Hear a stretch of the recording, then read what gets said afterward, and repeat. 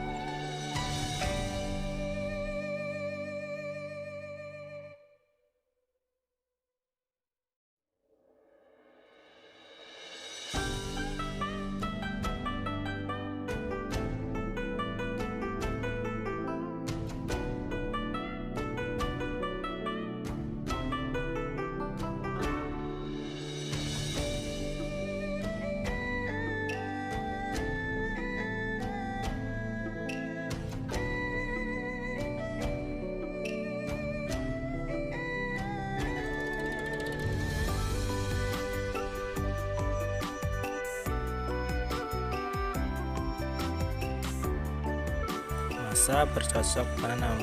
Masa bercocok tanam yaitu suatu masa di mana saat manusia mulai memenuhi kebutuhan hidupnya dengan memanfaatkan hutan belukar buat dijadikan ladang dan memelihara hewan dengan beternak. Terjadinya masa bercocok tanam ini di mana pada cara hidup berburu dan mengumpulkan makanan ditinggalkan, lalu pada masa itu mereka mulai hidup menetap di suatu tempat.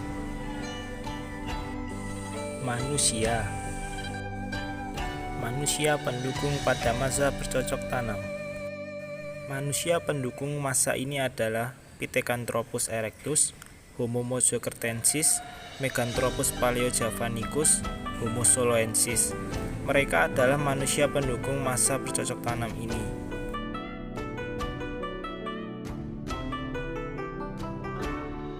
Populasi.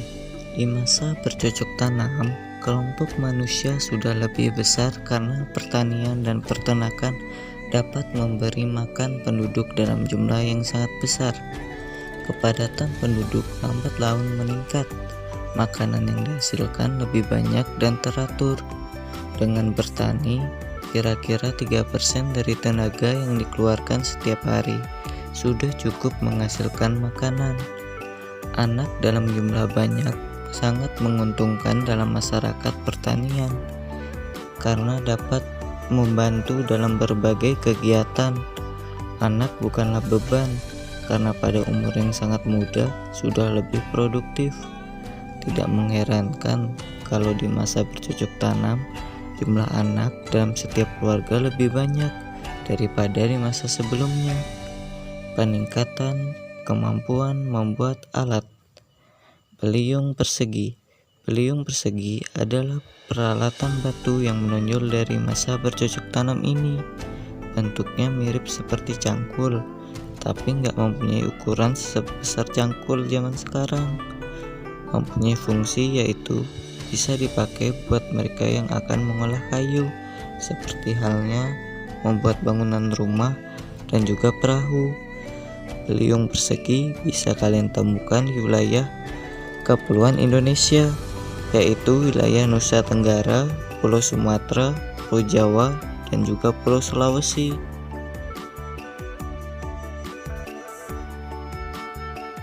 Kapak lonjong. Kapak lonjong merupakan salah satu benda peninggalan zaman Neolitikum yang diperkirakan memiliki umur lebih tua daripada kapak persegi. Fungsi dari kapak lonjong pada zaman Neolitikum, kapak lonjong digunakan untuk berburu, untuk menghasilkan makanan sendiri melalui kegiatan bercocok tanam. Fungsi kapak lonjong sama dengan fungsi kapak persegi, yaitu sebagai cangkul. Di Indonesia, benda bersejarah ini banyak ditemukan di daerah Pulau Papua. Namun, kapak tersebut juga ditemukan di daerah lain seperti Pulau Flores, Pulau Maluku, Pulau Sulawesi, Pulau Tanimbar, dan Sangitta Laut. Alat-alat obsidian. Alat-alat yang dibuat dari batu kecubung. Alat-alat obsidian ini berkembang secara terbatas di beberapa tempat saja, seperti di dekat Danau Kerinci, Jambi, Danau Bandung, dan Danau Cangkuang, Garut, Leuwiliang, Bogor, Danau Tondano di Minahasa, dan sedikit di Flores Barat. Berikutnya, nomor 11, mata panah. Mata panah ini dibuat untuk berburu, memanah, dan menangkap ikan. Dengan bentuk seperti gergaji yang terbuat dari tulang, mata panah ini bisa kalian temukan di dalam gua, di pinggiran sungai, dan ditemukan di Papua dan Kalimantan. 12. Gerabah. Peninggalan zaman Neolitikum selanjutnya adalah gerabah. Gerabah adalah salah satu hasil kerajinan tangan di mana berbahan dasar tanah liat, pasir, dan dibentuk menggunakan tangan. Tanah liat ini ditumbuk dan diaduk hingga memiliki tekstur yang padat. Kemudian, hasil tersebut akan dihaluskan menggunakan batu lainnya agar berbentuk lebih rapi. Hasil gerabah menyerupai sebuah wadah dalam bentuk kecil. Biasanya hasil di gerabah ini digunakan untuk alat makan dan alat minum sehari-hari. Walaupun hasilnya masih lebih kasar, namun ini juga menunjukkan kreativitas yang semakin berkembang pada manusia zaman batu tersebut. Selain kegunaan untuk makan dan minum sehari-hari, banyak penemuan gerabah zaman Neolitikum itu sendiri dijadikan celengan dan berbentuk mainan. Penemuan gerabah di Indonesia sendiri ditemukan di Sulawesi, Banyuwangi, Tangerang, Bogor, dan beberapa titik lainnya.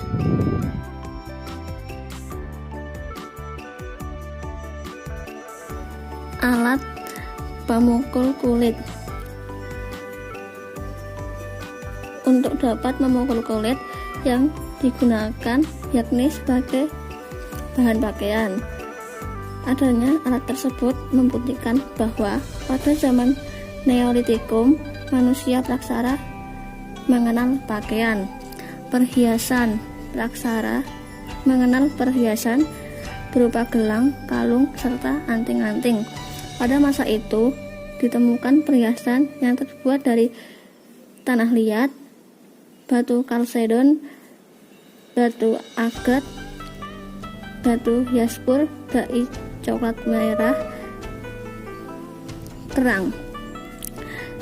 Perhiasan ditemukan Jawa Barat dan Jawa Tengah.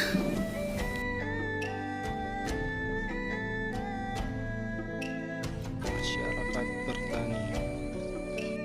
Kehidupan sosial ekonomi. Bidang sosial. Jumlah dari anggota kelompok semakin lama dan semakin banyak, jadi bisa membuat kelompok di dalam satu kampung tersebut.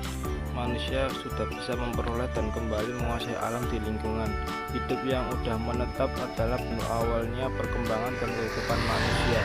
Bidang ekonomi. Sistem perekonomian pada masa itu tumbuh dengan kegiatan tukar-menukar atau barter yang dengan berjalannya waktu semakin berkembang pesat.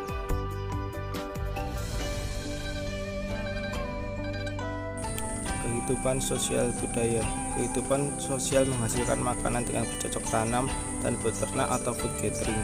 Kehidupan sudah mulai menetap, mulai menjinakkan hewan seperti anjing, ayam, kerbau, babi, dan lain-lain. Kehidupan budaya. Kehidupannya sudah sangat maju dan dibuktikan dengan ditemukannya alat-alat seperti kapak persegi, kapak lonjong, perhiasan, gerabah, mata panah, dan lain-lain.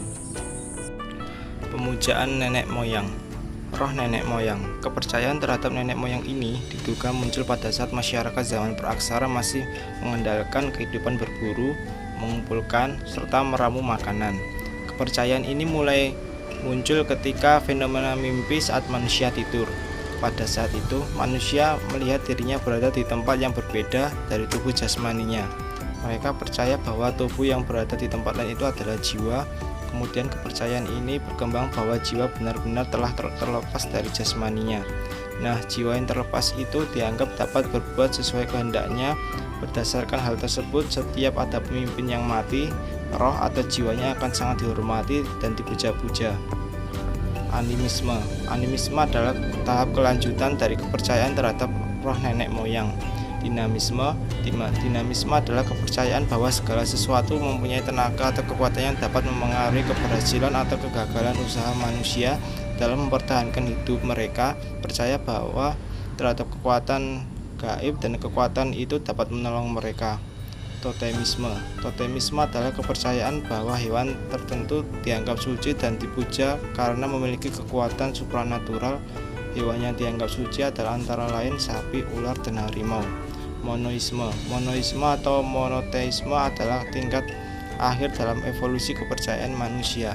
Monoisme merupakan sebuah kepercayaan terhadap Tuhan Yang Maha Esa.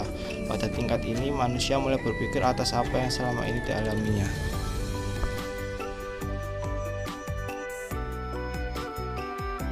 Konsepsi pemujaan nenek moyang. Masyarakat masa bercocok tanam memiliki ciri khas yang sesuai dengan perkembangan penemuan-penemuan barunya. Timbul anggapan bahwa tanah merupakan satu unsur penting dalam kehidupan. Hal inilah yang membuatkan gairah untuk lebih memanfaatkan kegunaan tanah selain penguasaan terhadap binatang-binatang yang akhirnya mulai dijinakkan. Nilai-nilai hidup makin berkembang dan manusia pada waktu itu sudah tidak lagi menggantungkan hidupnya pada alam, tetapi sudah menguasai alam lingkungan sekitarnya dan aktif membuat perubahan-perubahan. Sebagai masyarakat petani, penduduk sudah dapat memproduksi makanan sehari-hari. Salah satu segi yang menonjol dalam masyarakat adalah sikap terhadap alam kehidupan sesudah mati. Kepercayaan bahwa roh seseorang tidak lenyap pada saat orang meninggal sangat mempengaruhi kehidupan manusia. Roh dianggap mempunyai kehidupan di dalamnya tersendiri sesudah orang meninggal.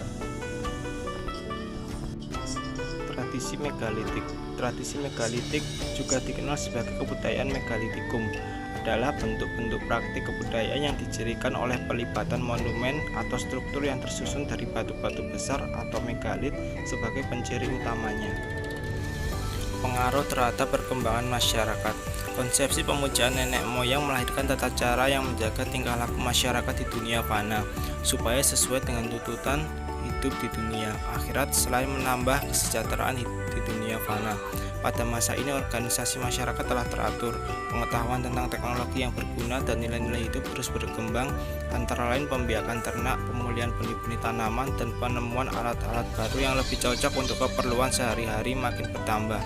Sikap hidup selalu berkisar pada persoalan-persoalan manusia, bumi, hewan, dan labu. Perkampungan merupakan pusat kehidupan setelah pola hidup mengembara ditinggalkan sama sekali. Bangunan megalitik.